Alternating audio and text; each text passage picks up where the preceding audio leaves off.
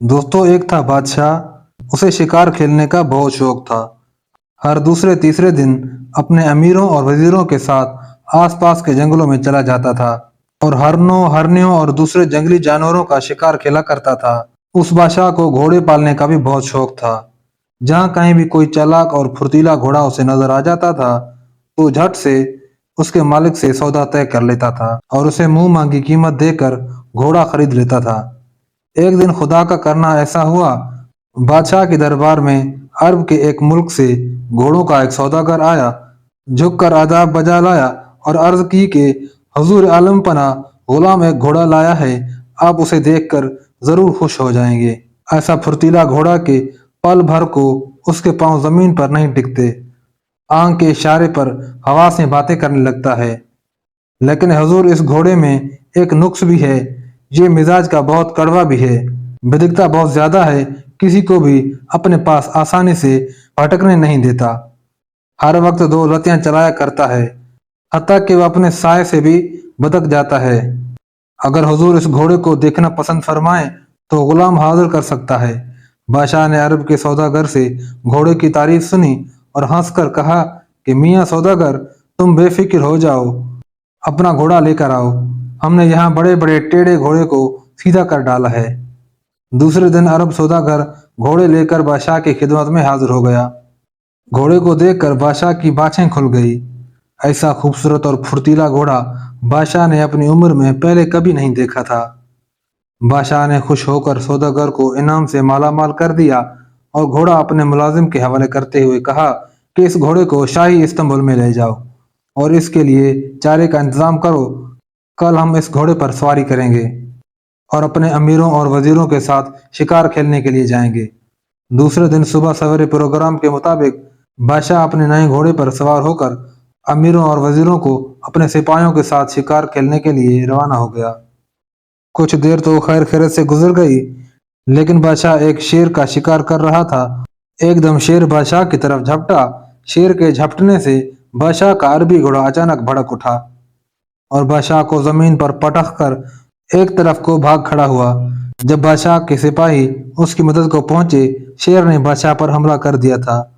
उसकी बाईं टांग बुरी तरह से चबा डाली। बादशाह के साथ ही उसे उठाकर महल में ले आए और फौरन शाही हकीमों और वेदों को बुलाया गया। हकीमों और वेदों ने इलाज शुरू कर दिया। उन्होंने अपनी तरफ से कोई कोशिश उठा ना रखी, लेकिन बादशाह की टांग शेर ने बुरी तरह से कुचल डाली थी और आखिर सब हकीमों और वेदों ने यही फैसला किया कि बादशाह की जान इसी सूरत में बच सकती है कि इसकी टांग काट दी जाए। चनाचे हकीमों और वेदों ने एक ऑपरेशन करके बादशाह सलामत की टांग काट डाली। थोड़े ही दिनों के अंदर टांग का जख्म भर गया और बादशाह बिल्कुल सेहतयाब हो गया। लेकिन एक टांग कट जाने का बादशाह को बहुत ही ज्यादा सदमा पहुंचा। अब वो हर वक्त उदास और गमगीन रहने लगा। अब उसने शिकार पर जाना भी छोड़ दिया था। हर वक्त मसारी पर खामोश पड़ा रहता था। उस बादशाह की बहुत ही खूबसूरत बेटी भी थी। उसका नाम महजबीन था। ये अपने बाप से बहुत मोहब्बत करती थी। उसका दिल बहलाने के लिए घंटों उसकी मसहरी के पास बैठी रहती और सितार बजा बजा कर अपनी मीठी और सुरीली आवाज से उसको प्यारे प्यारे गीत सुनाया करती थी। लेकिन उसका गम किसी तरह दूर ना होता था। बादशाह के महल से दूर एक पहाड़ी थी। उस पर एक बूढ़ा रहता था जो बहुत अक्लमंद और दाना इंसान था। दूर दूर से लोग उसके पास आते थे और अपनी मुसीबतें बयान करते थे और ये दाना आदमी उन सबको बहुत मुफीद मशवरे देकर उनकी जरूरतें पूरी किया करता था। एक दिन बादशाह के वजीरों ने आपस में बैठकर सलाह मशवरा किया और इस नतीजे पर पहुंचे कि इस बूढ़े को यहाँ बुलाना चाहिए, शायद ये बादशाह का गम दूर कर सके। जब बूढ़ा बादशाह के सामने हाजिर हुआ तो बादशाह ने उसे इज्जत से अपने पास बिठाया और कहा, बड़े मियाँ, तुम मेरे मुल्क में सबसे दाना और अक्लमंद आदमी हो। अगर तुम मेरा किसी तरह भी गम दूर कर दो तो मैं तुमको अपनी आधी सल्तनत दे दूंगा और अपनी बेटी की शादी भी तुमसे ही कर दूंगा। बूढ़े ने मुस्कुराकर बादशाह से कहा, हजूर, मैं पहाड़ी पर एक छोटी सी कटिया में रहता हूँ। तख्तो ताज लेकर क्या करूंगा? मेरी उम्र इस वक्त तकरीबन 80 बरस के करीब हो चुकी है और शहजादी अभी नौजवान है। भला बूढ़े और नौजवान का भी साथ हुआ। आप ऐसा कीजिए کہ آپ اپنے ملک میں ڈنڈورا پٹوا دیجیے۔ جو کوئی بادشاہ سلامت کے لیے نئی ٹانگ لائے گا اسے آدھی سلطنت انعام کے طور پر دیں گے اور اس کے ساتھ ہی اپنی بیٹی کی شادی بھی کر دیں گے۔ کیا معلوم کوئی ایسا عقل مند اور بہادر نوجوان مل جائے جو حضور کی خواہش پوری کر دے۔ یہ سن کر بادشاہ خوشی سے اچھل پڑا اور بولا کہ بہت ہی خوب، مجھے تمہاری یہ رائے بہت پسند آئی ہے، میں ابھی اس کا انتظام کر دیتا ہوں۔ دوسرے دن بادشاہ کے حکم کے مطابق سارے شہر میں ڈنڈورا پٹوا دیا گیا۔ جو کوئی ہمارے لیے ایک نئی ٹانگ لے کر آئے گا، ماں بدولت سے آدھا تخت اور اپنی بیٹی کی شادی بھی اس سے کر دیں گے۔ یہ ڈنڈورا سن کر سینکڑوں لوگوں کا بھی دل للچایا اور وہ جلد جلد ٹانگیں بنانے لگے۔ چند دن بعد سینکڑوں لوگ مصنوعی ٹانگیں لے کر بادشاہ سلامت کے محل کے سامنے آ کر جمع ہو گئے اور ایک دوسرے کو دھکے دینے لگے اور چلا چلا کر کہنے لگے، بادشاہ سلامت، ٹانگ حاضر ہے۔ حضور، میں نے بہت اچھی ٹانگ بنائی ہے، آپ کو یقیناً پسند آئے گی۔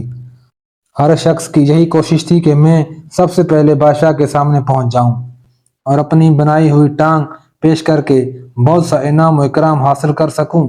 لوگوں نے اتنا شور و غل مچا رکھا تھا کہ کان پڑی آواز سنائی نہ دیتی تھی۔ محل کے داروغہ نے انہیں زبردست ڈانٹ پلائی اور کہا کہ اگر تم لوگ چپ نہ ہوگے تو میں ابھی تم سب لوگوں کے سر اڑا دوں گا۔ آخر بادشاہ نے حکم دیا کہ انہیں ایک ایک کر کے ہمارے سامنے پیش کیا جائے۔ پہلا شخص بادشاہ سلامت کے سامنے پیش ہوا۔ وہ لکڑی کی ٹانگ بنا کر لایا تھا۔ کہنے لگا کہ بادشاہ سلامت، ذرا اس ٹانگ کو آزمائیے، اگر ٹھیک نہ آئے تو میں اپنی ٹانگ کٹوا دوں گا۔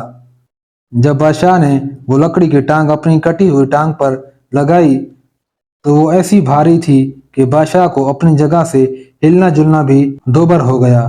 بادشاہ غصے سے آگ بگولا ہو گیا اور اس نے وہی ٹانگ اٹھا کر اس آدمی کے سر پر ماری۔ اب دوسرا آدمی حاضر ہوا۔ یہ ٹین کی بنی ہوئی ٹانگ لایا تھا۔ دیکھنے میں تو یہ ٹانگ بہت خوبصورت تھی۔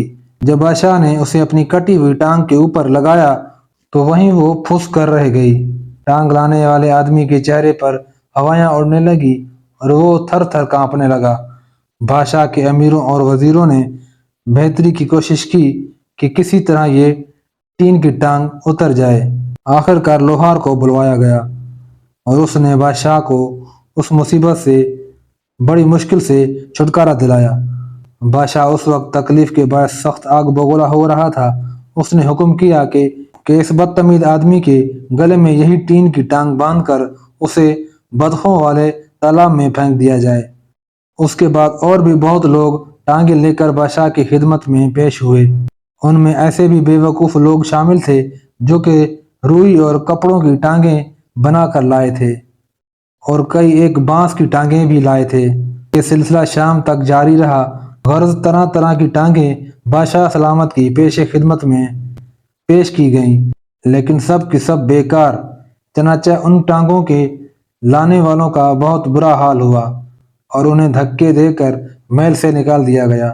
اب بادشاہ پھر اداس اداس رہنے لگا، کسی سے بات نہ کرتا، نہ کہیں آتا جاتا، ہر وقت غم میں ڈوبا رہتا تھا۔ محل میں ہر کوئی اداس تھا کہ کئی مہینے بیت گئے مگر اس ہونٹوں پر مسکراہٹ نہیں آئی۔ شہزادی مہاجبین اپنے باپ کی یہ حالت دیکھ کر ہر وقت روتی رہتی تھی۔ دربار کے حکیموں اور ویدوں نے ایک دوسرے سے کہا، اگر ہمارا بادشاہ سلامت اسی طرح اداس رہا اور غم کھاتا رہا تو تھوڑے ہی دنوں کے بعد مر جائے گا۔ اسی طرح کچھ عرصہ اور گزر گیا۔ ایک دن بادشاہ کے دربار میں بہت خوبصورت نوجوان شہزادہ حاضر ہوا اور بادشاہ سلامت سے ملنے کی خواہش ظاہر کی کہ بادشاہ نے اس نوجوان کو اپنے پاس بلایا اور آنے کی وجہ دریافت کی۔ اسی وقت بادشاہ کی بیٹی مہاجبین بھی اپنے باپ کے ساتھ تھی۔ وہ خوبصورت شہزادے کی طرف دیکھ کر مسکرانے لگی۔ شہزادے نے بھی شہزادی کو بڑی محبت بھرے انداز سے دیکھا اور مسکرانے لگا۔ شہزادی شرما گئی۔ شہزادے نے کہا، بادشاہ سلامت، اس غلام کو آپ کے دکھ درد کا سب حال معلوم ہے اور میں نے آپ کی اداسی اور غم کا راز بھی معلوم کر لیا ہے۔ آپ اسی وقت اپنے تمام امیروں اور تمام وزیروں کو اپنے پاس بلائیں۔ اس وقت میں حضور کی خدمت میں سچ مچ کی ٹانگ پیش کر دوں گا۔ وہ لکڑی، ٹین، کپڑے یا روئی کی ایسی واہیات ٹانگ نہیں ہوگی बल्कि खून और गोश्त की बनी हुई टांग होगी। बादशाह सलामत की आंखें शहजादे की बात सुनकर खुशी से चमक उठी। कहने लगा, ए नौजवान, क्या तुम सच कहते हो? शहजादे ने कहा कि कल इस वक्त दरबार में हजूर अपनी आंखों से ये देख लेंगे। ये कहकर शहजादे ने बड़े अदब के साथ झुककर बादशाह सलामत को सलाम किया और तेजी से दरबार से बाहर चला गया। दूसरे दिन बादशाह ने अपने सब अमीरों और तमाम वजीरों को दरबार में इकट्ठा कर लिया। बादशाह की बेटी माजबीन कल की तरह आज भी एक छोटे से तख्त पर बैठी थी। सब लोग बहुत बेसब्री से उस शहजादे का इंतजार करने लगे। थोड़ी ही देर के बाद नौजवान शहजादा दरबार में दाखिल हुआ। उसके हाथ में एक लंबा सा लकड़ी का बक्सा था। वो बादशाह के तख्त के पास घुटनों के बल बैठ गया और कहने लगा कि लीजिए बादशाह सलामत, यही वो खून और गोश्त की बनी हुई टांग है जिसका कल मैंने आपसे वादा किया था। यह कहकर उसने लकड़ी का वो बॉक्स खोला और एक हरण की टांग निकालकर बादशाह के सामने पेश कर दी। तमाम दरबार पर सन्नाटा छा गया। अमीरों और वजीरों के चेहरे पर हवाइयां उड़ने लगी। बादशाह का चेहरा गुस्से से सुर्ख हो गया। उसने शहजादे की तरफ कहर भरी नजरों से देखा और फिर अचानक एकदम उसका सारा गुस्सा उतर गया और उसने जोर से एक कहका लगाया। ये देखकर दरबार के लोग पहले तो बहुत हैरान हुए, मगर जब उन्होंने बादशाह को हंसते देखा तो वो भी सब हंसने लगे। और माँ जबीन का तो ये हाल था कि हंसी के मारे दौड़ी हुई जा रही थी। बादशाह ने कहा कि ऐ नौजवान शहजादे, तुमने जिस होशियारी और अक्लमंदी से मुझसे शर्त जीती है, मैं इसकी दाद देता हूँ और अब मैं कभी गमगीन नहीं रहूंगा। कल शहजादी से तुम्हारी शादी कर दी जाएगी। दूसरे दिन शहजादे और शहजादी माजबीन की शादी हो गई। एक रोज बादशाह ने अपने सब अमीरों और वजीरों की धूमधाम से लियाफत की और बादशाह माजबीन और शहजादे ने वो हरण की टांग खूब मजे ले लेकर खाई। जी तो दोस्तों, इंसान का हर उज़्व अल्लाह ताला की तरफ से नेमत होता है। अगर ये नेमत छिन जाए तो कभी दोबारा वापस नहीं आती। अल्लाह से दुआ है कि अल्लाह पाक हम सब को सलामत रखे, आमीन। वीडियो पसंद आए तो वीडियो को लाइक करें और चैनल को सब्सक्राइब करना मत भूलें और बेल आइकन को दबा दें ताकि हर नई आने वाली वीडियो अब तक पहुंचती रहे। मिलते हैं किसी अगली वीडियो में, तब तक अल्लाह हाफिज़।